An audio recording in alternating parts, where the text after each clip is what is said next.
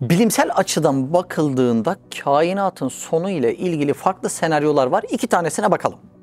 Birinci senaryoda diyorlar ki kainat genişliyor muydu? Genişliyordu. Diyorlar ki kainatın genişlemesi yavaşlayacak. Kainatın genişlemesi yavaşlarsa kütle çekim galip gelir mi? Değil mi? Kütle çekim galip gelecek ve kainat çöküp dürülecek ve dev bir kara deliğe dönüşecek diyorlar. Yani Big Bang'in tersini söylüyorlar. İkinci bir senaryo daha var. Birinci senaryo kainatın genişlemesi yavaşlayacaksa ikinci senaryo nedir? Artacak. Çok güzel. İkinci senaryoda şöyle. Kainatın genişlemesi artacak. Yıldızlar kopup birbirinden uzaklaşarak donacaklar. Bu donmaya enerjik ölüm deniyor. Ve kara delik hepsini yutacak diye bahsediliyor. İki senaryoda da Kur'an'ın ifadeleri gibi dünyanın sonu geliyor. Bak birkaç ifade söyleyeyim Kur'an'dan. Tekvir suresi, güneş dürülüp toplandığında. İnfitar suresi, gök yarıldığı zaman. Kariya, çarpacak olan felaket.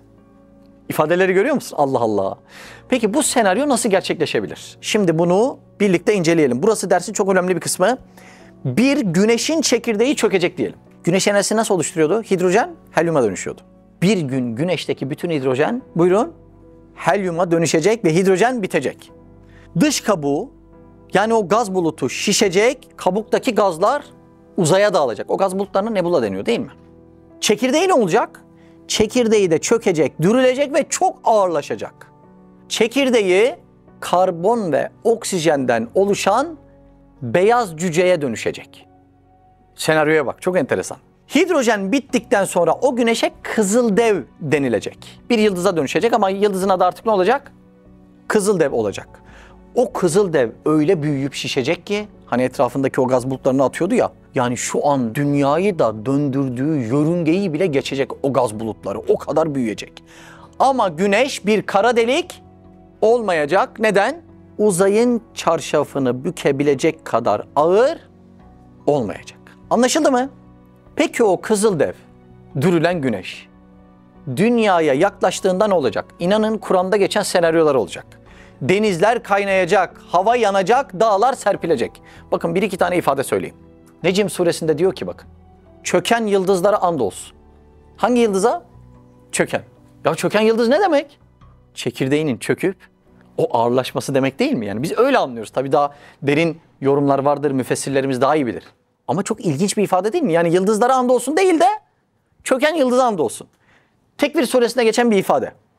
Yıldızlar söndüğü zaman, yıldızlar ne zaman söner? Ya süpernova olur ya da süpernovadan sonra kara delik olur. Acaba bu iki şeyi ifade ediyor mu? İşaret ediyor mu, etmiyor mu? Yıldızlar söndüğünde ne olur? Ya süpernova olur ya da kara delik olur. Süpernova olduktan sonra. Şimdi kıyamet senaryosuyla güneşin başroldeki şu hikayesine lütfen dikkatle bakın. Birinci ihtimalde tekrar söyleyeyim. Dedim ki güneş sönecek, dış kabuğunu uzaya dağıtacak çok büyük bir alanda. Kendi kabuğu da iyice ağırlaşacak, sönecek dedim.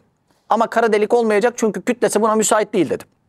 Peki güneş değil de, ikinci senaryoya geçiyorum. Güneşten 8 kat büyük bir yıldız sönse acaba ne olurdu?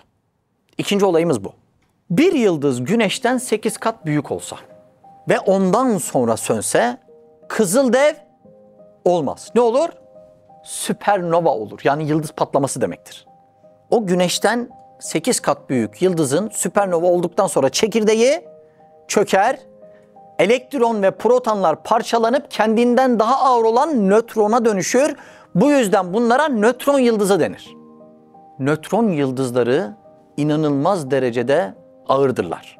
Ve o ağırlıklarıyla beraber kütlesinde inanılmaz bir çekim gücü oluştururlar. Şöyle çekim gücünü ifade ediyorlar. Nötron yıldızlarının yani çöktükten sonra çekirdeği nasıl olacaktı? İnanılmaz ağır olacaktı. Şöyle ifade ediyorlar. Bir çay kaşığı alsan Titanik'ten ağır olur diyorlar.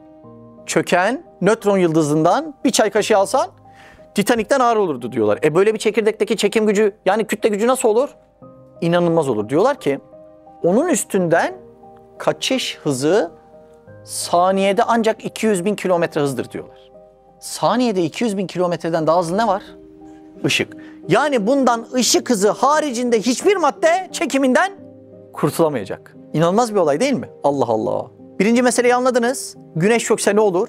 İkinci mesele, güneşten 8 kat daha büyük bir yıldız çökse, nötron yıldızına dönüşse ne olur? Süpernova olur ve bunları konuştuk. Üçüncü olayı da konuşalım. Bunun bir üstü daha var. Güneşten 40 kat daha büyük bir yıldız çökerse, bir, önce süpernova olur, yıldız patlaması olur. İki, ardından çekirdeği çöker ama artık inanılmaz bir ağırlık olur. Şöyle diyorlar, bir tenis topuna bir şehir koy. Bu ağırlık uzay için çok ağır gelir. Ve uzayı ne yapar? Büker. Çok güzel. Uzay boşluğu dediğimiz şey boşluk değildir. Üstad Hazretleri diyor ki o boşluk denilen şey esir maddesidir diyor. Zamanında bu tespiti kim yapıyor? Einstein ve ilahir başkaları, Aristo gibi başkaları da yapıyor. Diyorlar ki uzaydaki ışık bize iletilebiliyorsa demek ki uzay tamamıyla vakum yani boşluk değildir. Uzayı dolduran bir şey vardır diyorlar. Onlar zamanında buna eter demişler. Üstad Hazretleri şu an ona esir maddesi deniyor. Şimdi kara delik nasıl oluşuyor bak. Şurada dördümüz bir çarşafı tutsak. O çarşaf ne biliyor musun? Uzayın boşluğu dediğimiz yeri oluşturan esir maddesini uzayın çarşafı gibi düşün. Tamam mı? Dördümüz çarşaf tutsak, ortasına da bir bowling topu koysak. Çarşafı eğer ve büker. Doğru mu? O bükülmüş çarşafa bir tane tenis topu bıraksam, hemen bowling topu kendisine çeker mi onu? Çeker. Uzayı büktüğü için. Tenis topunun bowling topuna daha geç ulaşması için çarşafa nasıl bırakmam lazım? Nasıl? Çok güzel. Şöyle döndürerek bıraksam çarşafa ne olur? Döner, döner, döner ve bowling topuna çok geç çekilir. Neden gezegenler dönüyor anladınız mı? Çekim gücüne kapılmamak için dönüyorlar bak. Şimdi ağırlaşan bowling topu, esir maddesi dediğimiz çarşafı büktü mü? Büktü. Güneşten 40 kat büyük bir yıldız süpernova olup patladığında kabuğunu uzaya attı mı? Attı. Çekirdeği ne oldu? Akıl almaz seviyede ağırlaştı. O ağırlık uzay için bile çok fazla olduğundan uzayı büktü. Ve bir kara delik oluştu. Anladınız mı? Bunu da nasıl anlamışlar biliyor musunuz? Şu şekilde anlamışlar. Teleskop ile yıldızlara bakmışlar. Biz neyle görürüz? Işık alışverişi değil mi?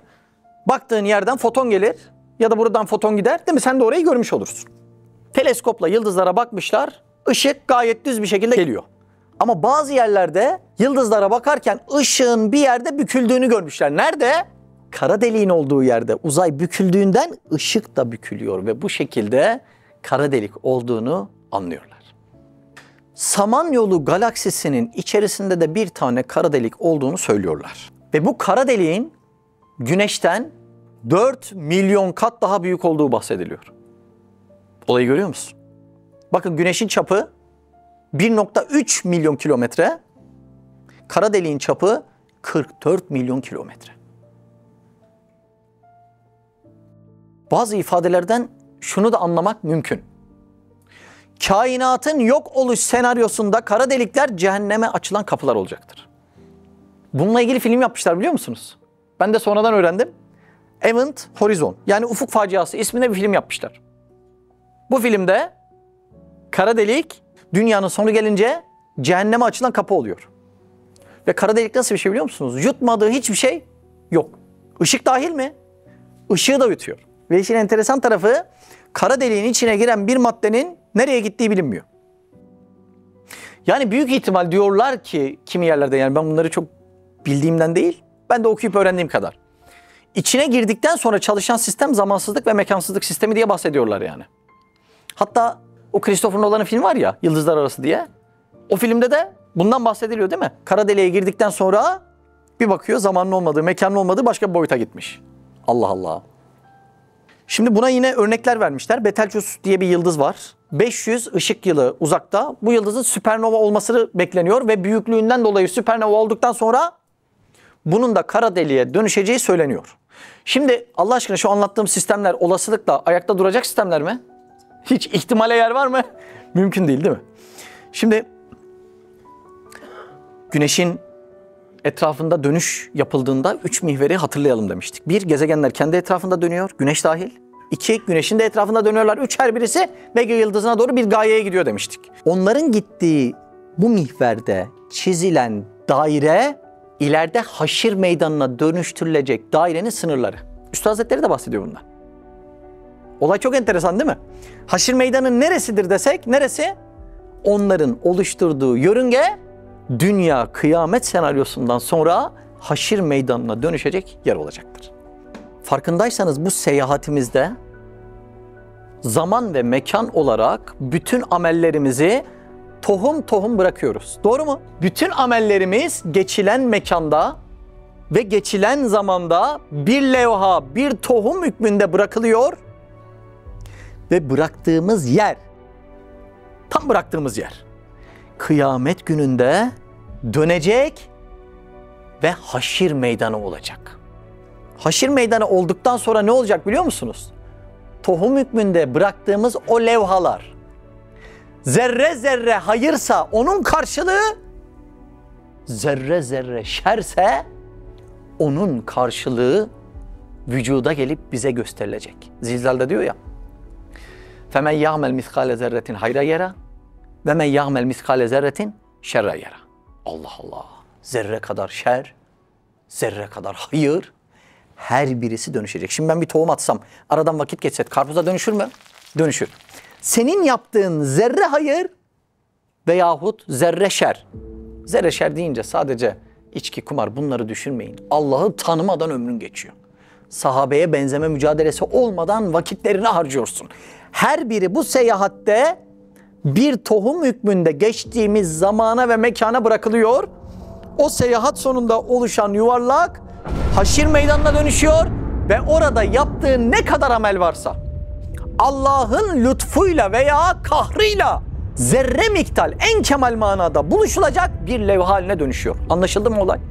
Kıyametin güneşe bakan yanını anlayabildik mi acaba biraz? Ve bu senaryo daha kabirde başlayacak, kabirde. Kabirde küçük hesap, haşirde büyük hesap. Allah Allah. Hazır mıyız?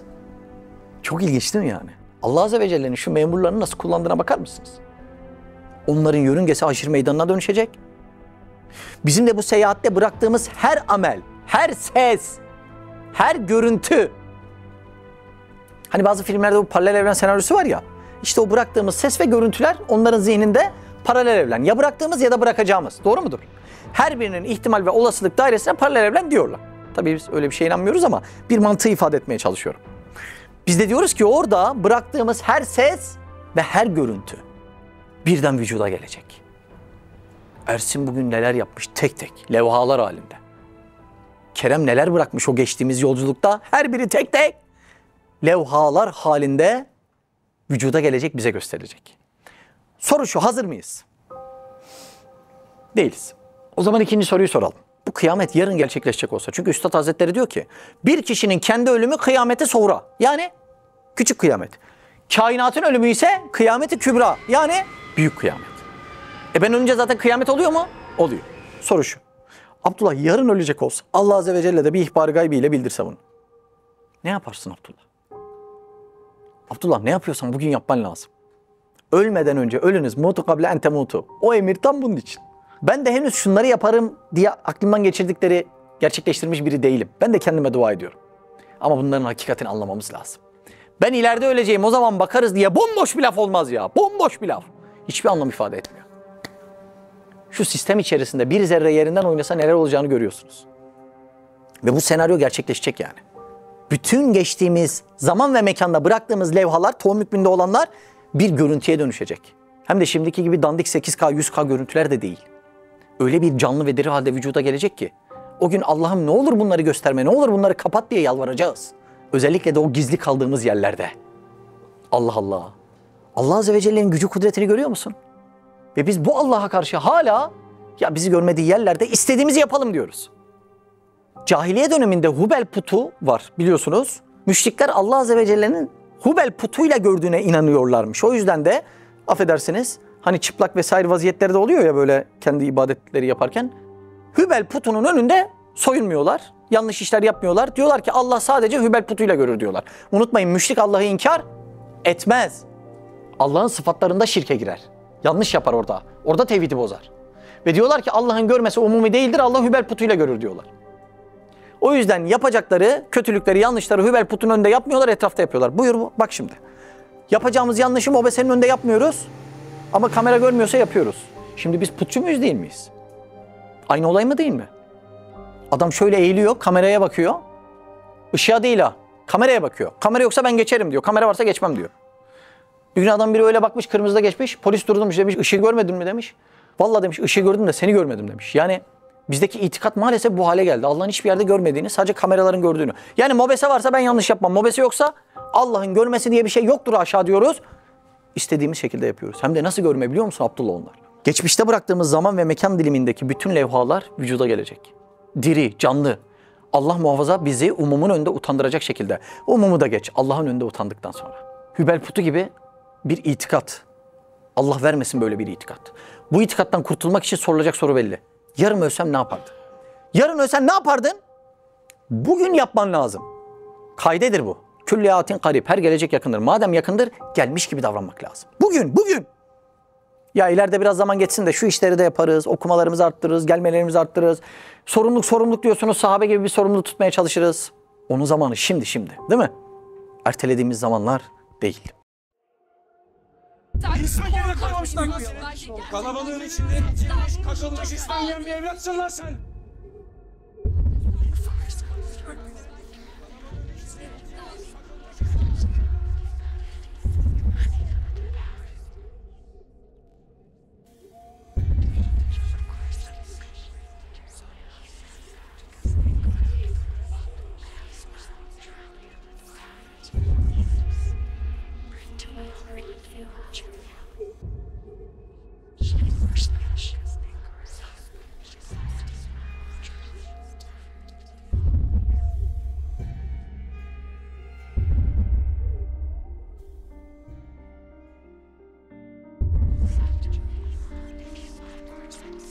Boğulmak şeytana mahsustur. Sen hangi halde olursan ol, Allah'a sığın. Hisler, hayaller ve sesler sana hiçbir zarar veremez. O zaman pencerelerden seyret, içlerine girme. Kötü düşünce ve takıntılarından kurtul.